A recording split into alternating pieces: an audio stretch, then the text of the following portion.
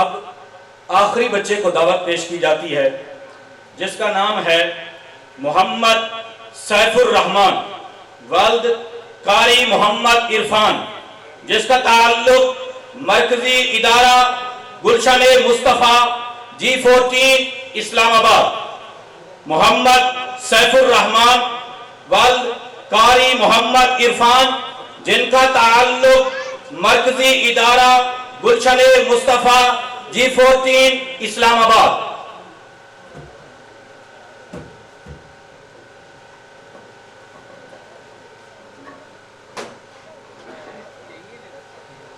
الحمدللہ وحدہ والصلاة علی من لا نبی بعدہ ولا رسول بعدہ، اما بعد فاعوذ باللہ من الشیطان الرجیم، بسم اللہ الرحمن الرحیم۔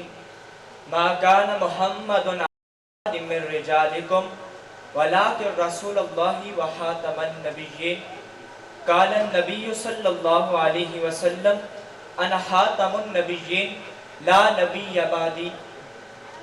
حمد و صلات کے بعد آج کے اس ایوان میں موجود مہمانان گرامی، شرکائے مقابلہ اور کرسی انصاف پر جلوہ افروز ججز حضرات، آج جس عنوان کو موضوع سخن بنا رہا ہوں وہ ہے حضور علیہ السلام بحیثیت خاتم النبیین۔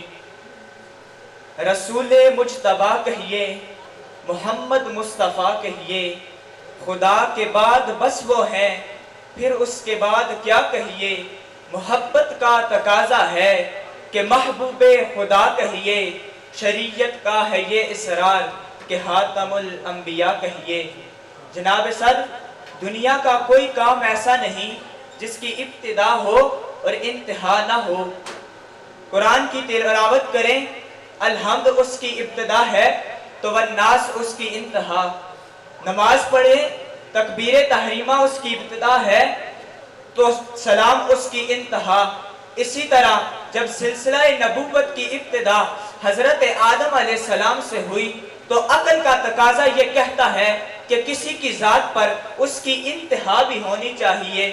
جی ہاں، جب آدم علیہ السلام تشریف لائے تو قرآن یہ کہتا ہے یا بنی آدم اما یاتینکم رسول منکم، کوئی قید ذکر نہیں کی بلکہ جمع کا صیغہ لا کر اشارہ کر دیا کہ آپ کے بعد بہت سے رسول آئیں گے۔ سامعین محترم، جلیل القدر انبیاء میں ایک سیدنا نوح علیہ السلام ہے اور ایک سیدنا ابراہیم علیہ السلام ہے۔ آپ کی آمد پر قرآن کہتا ہے وَلَقَدْ أَرْسَلْنَا نُوحًا وَإِبْرَاهِيمَ وَجَعَلْنَا فِي ذُرِّيَّتِهِمَا النُّبُوَّةَ، اور پھر فرمایا ثُمَّ قَفَّيْنَا عَلَىٰ آثَارِهِمْ، کہ ہم نے ان کے قدموں کے پیچھے پیچھے رسول بھیجے۔ معلوم ہوا ابھی رسالت کا سلسلہ جاری ہے۔ جی ہاں جناب صدر، جلیل القدر انبیاء میں ایک سیدنا موسیٰ علیہ السلام ہے۔ آپ کی آمد پر قرآن کہتا ہے وَلَقَدْ آتَيْنَا مُوسَى الْكِتَابَ وَقَفَّيْنَا مِن بَعْدِهِ بِالرُّسُلِ، کہ ہم نے موسیٰ علیہ السلام کو کتاب عطا کی اور ان کے پیچھے رسول بھیجے۔ معلوم ہوا ابھی بھی رسالت کا سلسلہ جاری ہے۔ عزیز دوستو، قرآن کی ان آیات سے ایک بات تو متعین ہو گئی کہ آدم علیہ السلام کے بعد رسول آئیں گے، نوح علیہ السلام کے بعد رسول آئیں گے، ابراہیم علیہ السلام کے بعد رسول آئیں گے، موسیٰ علیہ السلام کے بعد رسول آئیں گے۔ لیکن جب حضرت عیسیٰ علیہ السلام دنیا میں تشریف لاتے ہیں تو قرآن یہ کہتا ہے وَمُبَشِّرًا بِرَسُولٍ يَأْتِي مِن بَعْدِهِ اسْمُهُ أَحْمَدُ۔ عیسیٰ علیہ السلام اپنی امت سے خطاب کرتے ہوئے کہتے ہیں میرے بعد زیادہ تو نہیں، ایک رسول آئے گا اور نام بھی بتا دیا اسمہ احمد۔ پھر رب کا قرآن کہتا ہے ما کان محمد ابا احد من رجالکم ولکن رسول اللہ وخاتم النبیین۔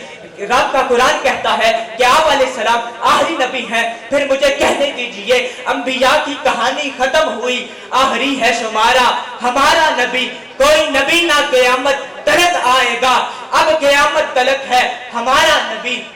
جناب صدر، ہر نبی نے اپنی امت کو کم سے کم ایک دفعہ حضور علیہ السلام کے آنے کی خبر دی۔ پھر مجھے کہنے دیجئے نا یا رسول اللہ سب تمہاری ہی خبر تھے اور تم مبتدا مؤخر ہو۔ جناب صدر، جب حضور علیہ السلام پر سلسلہ نبوت کو ختم فرما دیا تو اس عقیدے کو بیان کرتے ہوئے اللہ رب العزت نے 100 کے قریب قرآنی آیات کو نازل فرمایا اور 200 سے زائد احادیث مبارکہ اس عقیدے کی پختگی پر نظر آتی ہیں۔ جناب صدر اور برادران ملت اسلامیہ، خاتم یعنی تا کو اگر زبر کے ساتھ پڑھیں تو اس کا معنی ہے مہر، لیکن یاد رہے اس کا مطلب یہ ہے کہ کسی چیز کو اس طرح مضبوطی کے ساتھ بند کر دینا کہ کوئی چیز اندر سے باہر اور باہر سے اندر نہ آ سکے۔ مطلب یہ کہ پہلے انبیاء کرام کی آمد کا سلسلہ جاری تھا، مگر جب حضور علیہ السلام کی آمد ہوئی تو اس کے بعد اس سلسلے کو ختم فرما دیا گیا، اس پر مہر لگا دی گئی تاکہ کوئی قادیانی کافر جیسا جھوٹا سلسلہ نبوت میں داخل نہ